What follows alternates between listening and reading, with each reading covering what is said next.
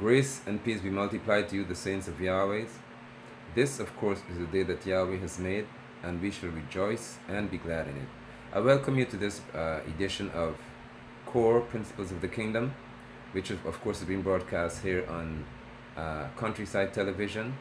I'm grateful to Yahweh for His goodness to the saints. I'm thankful to Him for my brother Clyde Rollins and his wife, Sister Renata, who continue to ensure that this broadcast is aired on a weekly basis and that Yahweh's will is being done. Saints, I greet you in the name of Yeshua the Messiah, and I pray that this broadcast will serve to give you strength and understanding, because I'm well aware, like the Apostle Shaul, of those who trouble the saints and who seek to compel the saints to keep the law, as it's called.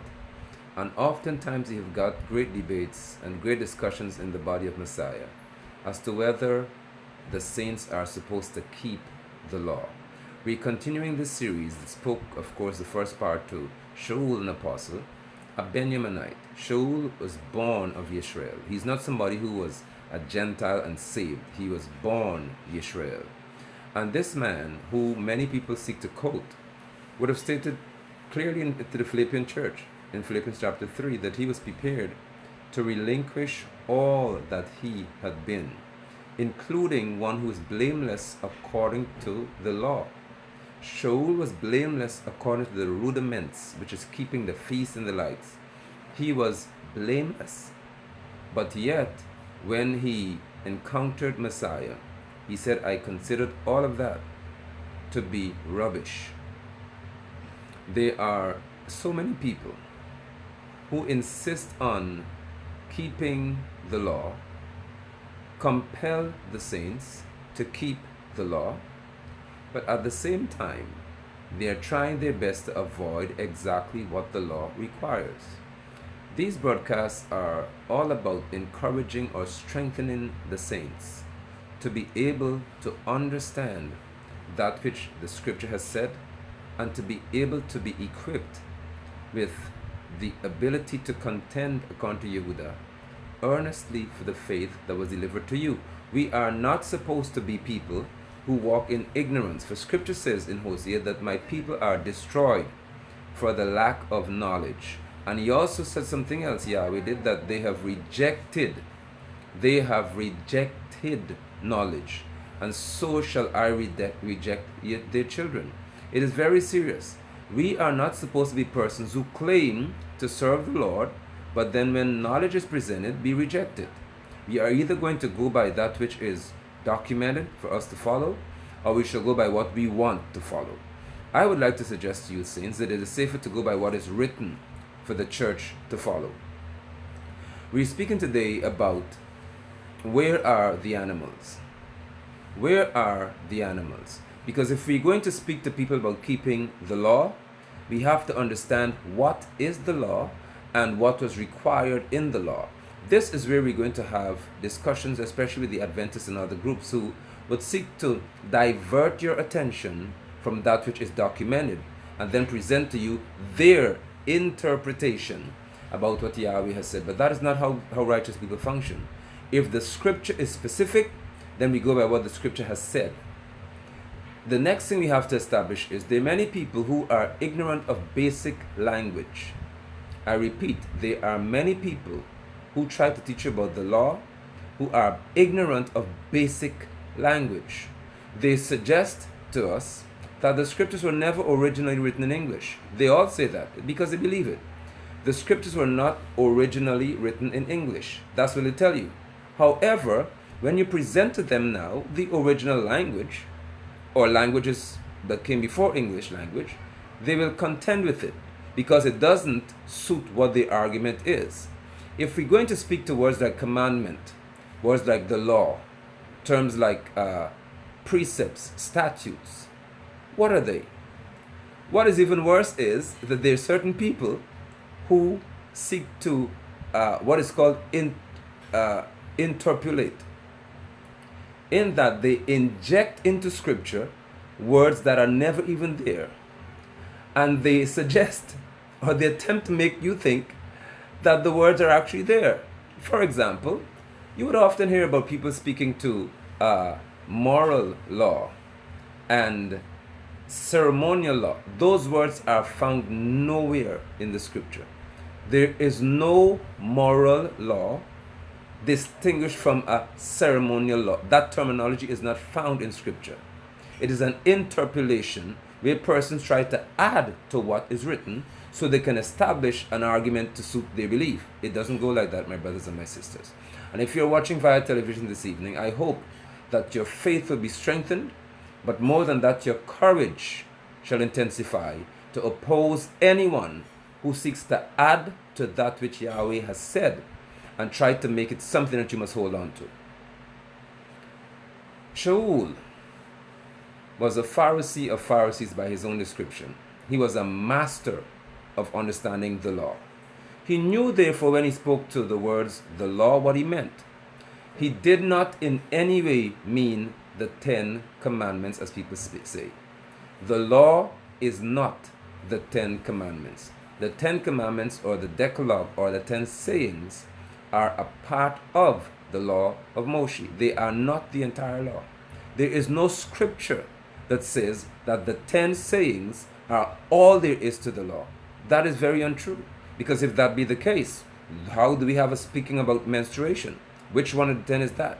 How do you have a speaking about when a woman is in a monthly cycle? She cannot be with the people for 7 days. What about that law? Is that law being kept now? No. But the same people who tell you that we should keep the law are saying, no, that one is done away with. That one is gone. What about the argument about eating pork? Oh, you can't eat shrimp, you can't eat pork because you're breaking the law. Well, which of the 10 said that? It's obvious, therefore, that the 10 sayings are not the entire law. It is not. Adventists would talk about ingathering. You hear, I'm sure you've heard them speak to that. Ingathering. Which one of the 10 commandments speak to ingathering as they put the 10 commandments? Which one of the 10 speaks to ingathering? Zero. None. None of them. Therefore, it is unjust, it is unrighteous, it is ungodly for any preacher to think that he or she should dissect, cherry pick, just pick out the bits of pieces what they want and present it to the church as the law. When persons are seeking to argue with you as a saint that you ought to keep the law, they have to be able to define for you what the law is. And most of them would say to you that the law happened to be the 10 commandments. Yet they come to talk to you about diet. And you cannot eat certain animals. Well, again I ask you, which of the 10 speaks to what you can eat? Zero. Not even one of them. Here you find that there is the discomfort I can sense already arising in some folk who say, well, they know the law, they keep the law. And all it comes down to is keeping one day called Sabbath, that they still don't know either. So let's go to Galatians chapter 3. Galatians, Shaul wrote a letter to the church, and he had to deal with this matter. It's famous, and I've never heard in all my life one Adventist preacher or one person who calls himself a Hebrew who keeps the law. I have never heard one of them who say, well, we Hebrews, and many of you think because I say Yeshua, I'm a Hebrew person. That's fine for you to think that way. But I do not follow Judaism. I don't keep the law. And I'll show you why. So Moshe would have documented certain things by Yahweh's word. The law of Moshe and the law of Yahweh are called the same thing. There's no different law of Moshe. The law of Moshe and the law of Yahweh, read Ezra, and these books, they are called the exact name, the law. From Moshe, Yeshua said, give the law. What was he talking about? What law did Moshe give? Something different from what Yahweh has said? Impossible. Moshe has never arrived at a decision on his own regarding what Yeshua should do. For Yahweh instructed Moshe as to how he should function. Even the first time when they found a man gathering sticks on Shabbat, on that day, the people didn't know what to do with him. They brought him to Moshe. Moshe inquired of Yahweh, what must we do to this man who is gathering sticks on this day? You know what Yahweh told him? Kill him. It is that serious. Just to simply pick up sticks on the Shabbat was deadly. And he was gathering sticks to make a fire. So if you think you can, there's nothing in that was gray. Yahweh was very specific. Kill the man who was breaking or violating my instruction. So let's see if we can find the animals that people who claim to keep the law have. And if they try to sneak out and say, well, we don't have to kill animals anymore, for they will not say the Savior's correct name either. They will say Jesus. They will never say the Savior's correct name. And if they say Jesus took the place, I'm here to announce to you that Yeshua the Messiah has been the fulfillment of the law. The word fulfillment speaks to what is complete. He is not the partial fulfillment. Fulfillment, again, language is the problem in the church. Fulfillment means to complete. Yeshua is the completion of the work of Yahweh. In Yochanan 4, Yochanan's name was changed to John by people. His name was never, Yahweh never called him John. Yahweh said, name the boy Yochanan, the immerser. And also the apostle's name is Yochanan. Yochanan, in his writing, said that Yeshua said, my meat is to do the will of my Father and to complete the work he sent me to do. That's documented in Scripture. Yochanan chapter 4, the Gospel according to Yochanan. Yochanan said, Yeshua said, my meat, my food, is to do the will of my Father and to complete the work that he sent me to do. Has Yeshua completed the work the Father sent him to do? If he has completed the work, it means he has fulfilled the law. Because he said, I came to fulfill, that was his work, the law. He came to seek and to save that which is lost. And how did he redeem them? By fulfilling the requirements of the law, what are called the righteous requirements of the law. So to the Galatian church, Raul said in verse 1, you stupid Galatians. Look at how he spoke to them. You are stupid, you stupid Galatians. Foolish. Who has bewitched or put a spell on you? Who bewitched you? Before whose eyes Yeshua the Messiah was publicly portrayed as crucified. This is the only thing that I want to find out from you. Did you receive the Spirit by the works of the law? Did you receive the Spirit by the works of the law or of law? How did you receive the Spirit? Or by hearing with faith? How? Now, there are people who will preach to you and say, we have to believe in the Lord. You must believe to be saved. Well, if you believe, it doesn't carry the law with it. It's a distinction being made before your eyes tonight. How did you receive? How did you receive the Spirit? Did it come by works of the law, or did it come by faith? Are you so foolish? Scripture said, verse 3, having begun by the Spirit, are you now being perfected by the flesh? Did you suffer so many things in vain? If indeed it was in vain, so then does he who provides you with the Spirit, the Ruach HaKodesh. Ha is the Kodesh, holy, Ruach, Spirit. The one who gave you his Spirit. Did you get that by and works and miracles among you? Did it happen by the law or by the hearing of faith? Whenever Yeshua encountered someone who was ill and needed a miracle, he normally spoke to their faith. Your faith has made you whole. The father whose son was ill encountered Yeshua and said, Lord, Messiah, Rabbi, please heal my son. Yeshua said, do you believe? He said, Lord, help my unbelief. Listen to his request. Not help my keeping the law, help my unbelief. He knew that the only way his son was going to be made whole is by his belief. The woman with the issue of blood who was bleeding for 12 years, she had faith to say, not law, she had faith to say, if I could touch just the fringe of his garments, I shall be made whole. Which one of the 10 Commandments is that one? And so she touched his garment, and virtue, power left his body. And Yeshua said, who touched me? Of course, most of you who go to fellowship know the matter.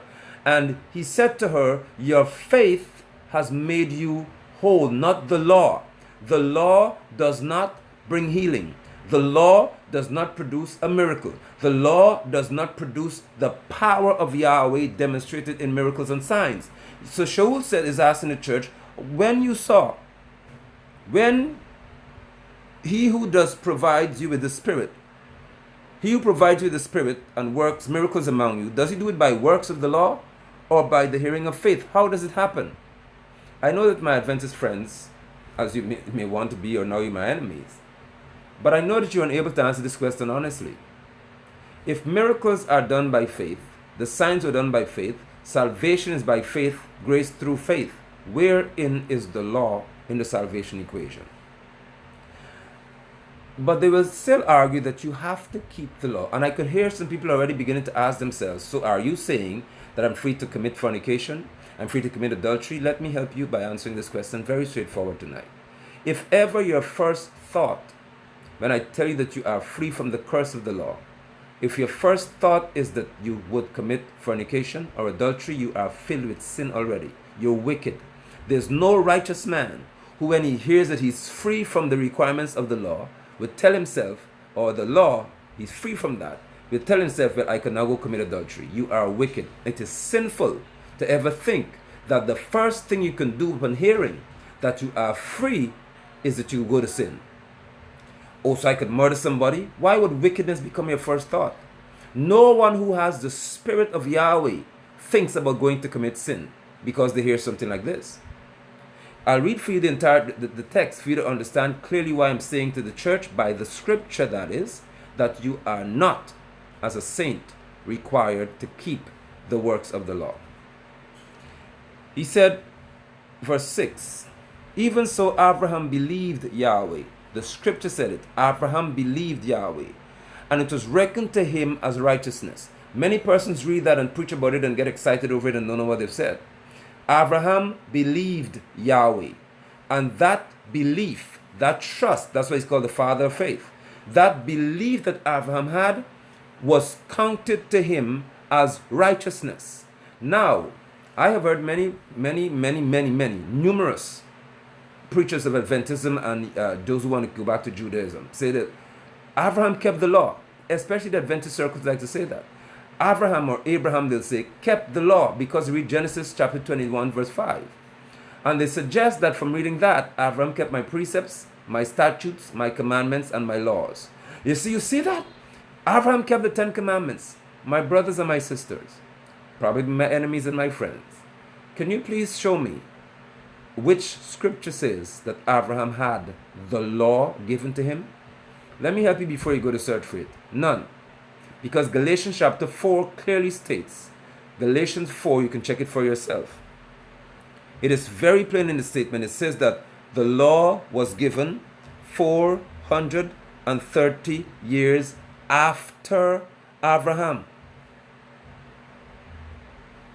I repeat, Galatians chapter 4, you can check it for yourself, says that the law was given 430 years after Abraham. How then can we say, you can find it in Galatians 4, read Galatians 4, you'll see it. How can the church say, therefore, that you have to keep the law if the law was given 430 years after Abraham?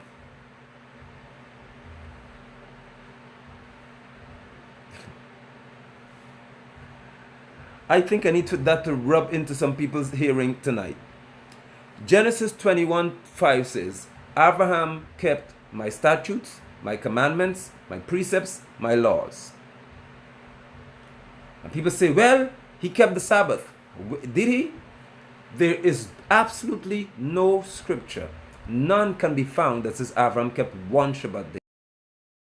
What they could be is what is called, the inputting things in scripture that are not there to make suggestions.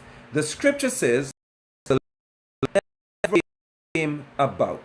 Never until 430 years after Abraham. How much more evidence do we need, therefore, my brothers and my sisters, to understand what Yahweh is saying here? If Yahweh has said that the law was not given until 430 years after Abraham, it means the 10 commandments, as people like to talk about it, was not given to Abraham. He never had it. So how could he keep Sabbath day law if he never had the law? What then are you talking about when scripture says Abraham kept my precepts, my commandments? Okay, what did Yahweh tell Abraham? leave here. Leave your mother. Genesis 12. Leave your father's house, Leave your people, leave your country, leave your nation, and I'll show you a land. I'll take you to a land and I'll show you. That's the law. That's a command. Yahweh said to Abraham, because you have obeyed. You can only obey a commandment. You don't obey what is not given to you as an instruction. The word obedience is connected to an instruction. The fact that Abraham obeyed, it means it was an instruction given. You cannot obey if there's no instruction given. Abraham obeyed, which means that he followed an instruction. So that was the commandment. It was an instruction. Further proof for you, Adam, the man in the garden, was given a commandment. Do not eat of every other tree except this one. That's the command.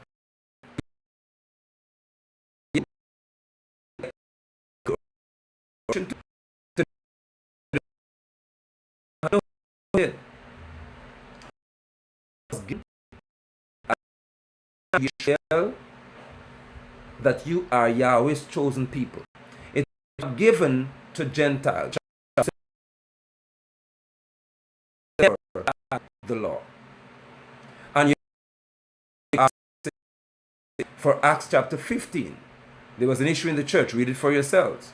What did Kepha the apostle, Yaakov the apostle, and the elders said? They said, do not trouble these people. They never said tell them to keep the law, because the Pharisees who were amongst them said they have to keep the law of Moshe, which includes Sabbath. What did the apostles say? Do not trouble these people. Don't bother them. Stay away from food offered to idols. Stay away from sexual immorality. Stay away from blood. Stay away from idolatry. That's it. They never told them, go ahead and keep the law. So, going back to scripture, Abraham was called righteous without keeping one Shabbat, because there's no record in scripture that he did. Therefore, be sure that it is those who are of faith. Those who are of faith are the sons of Abraham. The scripture foreseeing that Yahweh will justify the Gentiles by faith preached the gospel beforehand to Abraham, saying, all the nations will be blessed in you. So then those who are of faith are blessed with Abraham the believer. Verse 10 says, For as many as are of the works of the law are under a curse. Pause. I didn't say that. Scripture for you. As many as are of the works, a curse. As many as are of the works of the law are under a curse. Listen for a minute. So what is the law? The law is everything that is written by Moshe. It's called the law of Moshe. Anybody who is under the law is under a curse. For scripture is very definitive. It says that curse is anyone who does not abide according to all, A-L-L, that is written in the law to do it. The word law in the Greek is called nomos. When you see the word nomos, it speaks to the law of Moshe. The word law in Hebrew is called Torah, which are teachings. And Torah is the teachings of Moshe, the first 5 books: Genesis, Exodus, Leviticus, Numbers, Deuteronomy. Now, as we come to a close in this broadcast, let me ask of you, my brothers and my sisters, and those of you who want to argue tonight, if the scripture, Galatians chapter 3, verse 10, it is written, you can read it for yourself. Most people avoid this in the Adventist church, but read it tonight. It will help you. If the scripture clearly says that you are cursed if you do not do or perform everything in the law, you cannot then tell me that you could just extract ceremonial law and say we'll keep moral law. Those two words are found nowhere. That's what I'm coming to tell you now again. Nowhere in scripture do you find the term ceremonial law or moral law. I would like to suggest to you, and the numbers are on your screen, if you find just one, One time in the whole scripture where the words moral law and ceremonial law are mentioned, I will never ever open my mouth to preach again.